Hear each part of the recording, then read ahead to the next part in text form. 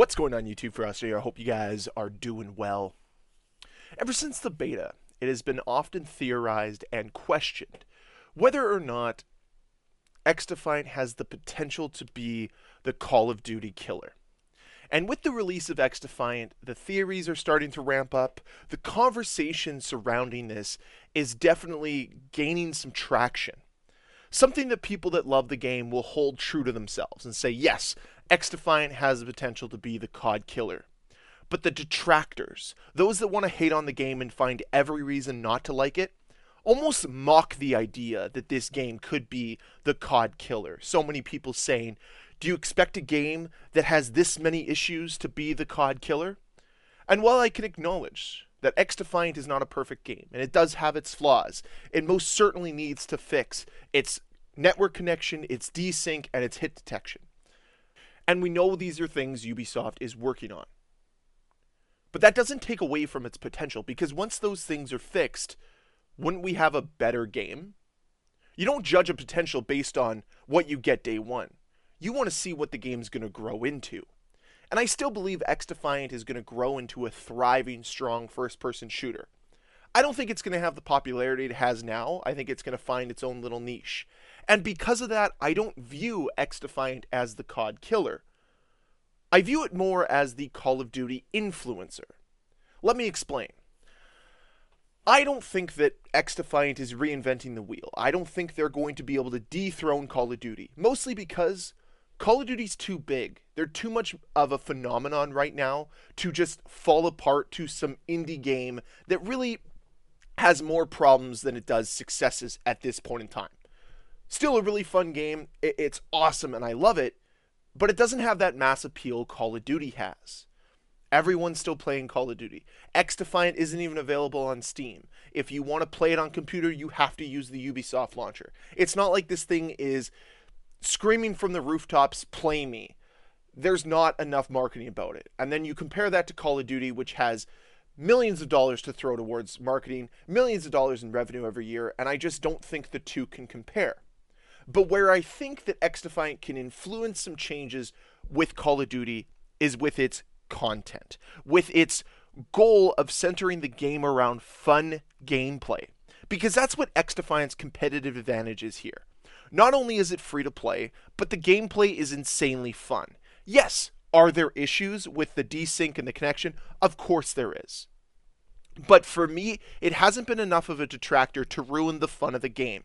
The essence of the experience is still there. It is centered around really strong gameplay. And that to me is the most important part, because Call of Duty has sort of gotten away from their gameplay. The focus isn't there. It's on getting more outlandish skins for people to buy, because that's where their revenue comes from.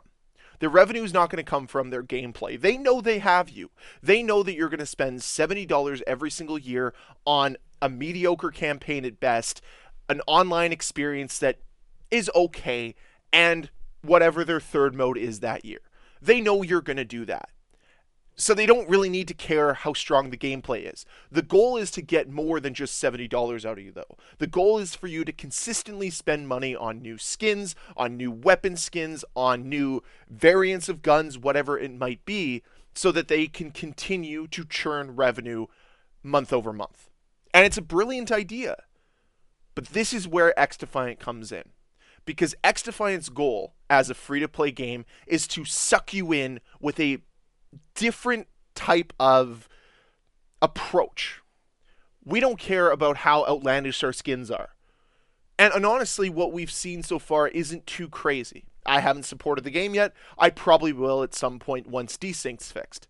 But regardless, their goal is to get you addicted to their gameplay, instead of getting you addicted to the microtransactions. And that's the difference here. And honestly, I still think that we have seen some of the effects of XDefiant in MW3. Because prior to MW3, seasonal launches were lackluster at best. But with MW3, ever since the launch of XDefiant's beta, it seems there's been a bit of panic from Call of Duty, and we're getting 5, 6 maps every single season. And that's great. It's increased the amount of content that's in MW3, and it's honestly been a better game because of it. Because if you look back to MW2, The first new map that was in that game was in February. The first new map we got in MW3 was December, I believe, if I recall correctly, was Season 1. A vast difference between the two games. And part of that is due to XDefiant. And this is where XDefiant can have the biggest impact on Call of Duty, is that content area. Because again, the focus is gameplay. And it's forced Call of Duty to up their game a little bit by producing more content for their players every single season.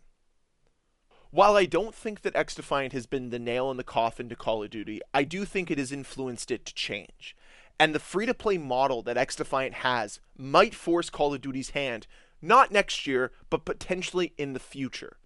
Because if more games come into this space and make this space more competitive, and the majority of them are free-to-play, Call of Duty is going to probably have to shift their priorities. They're going to have to shift their focus. Because that $70 barrier to entry is no longer going to be viable, as there's going to be so many different competitors on the market. And this is the other thing I think XDefiant is going to do that's going to put a dent in Call of Duty, is that the current success of XDefiant could lead to a more competitive space. More studios looking at it and saying, yeah, Call of Duty's a little vulnerable right now. Maybe we should create our own arcade first-person shooter and compete in this space and take a little bit more market share away from Call of Duty. And the more and more companies that feel confident enough that they can produce something of value, we could actually have a really competitive space, and then it might force Call of Duty's hand to really change or effectively die off. That's the hopeful thinking. That's the mindset that I have with it. XDefiant still has the potential to be a great game. It has flaws, it has issues. But I don't think it ever will have the mass appeal that Call of Duty has. But the goal and the hope is that it can influence change within Call of Duty because of its popularity. Because the last thing Call of Duty really wants is to allow a space that is more competitive, that will steal more market share away from it. So it's really going to be interesting to see what Call of Duty does to respond to the initial success of XDefiant and the potential of new competition entering their space. Are they going to adapt? Are they going to crumble? Or are they going to rise above it? It's going to be a fascinating case study as we move forward here over the next 12 to 18 months.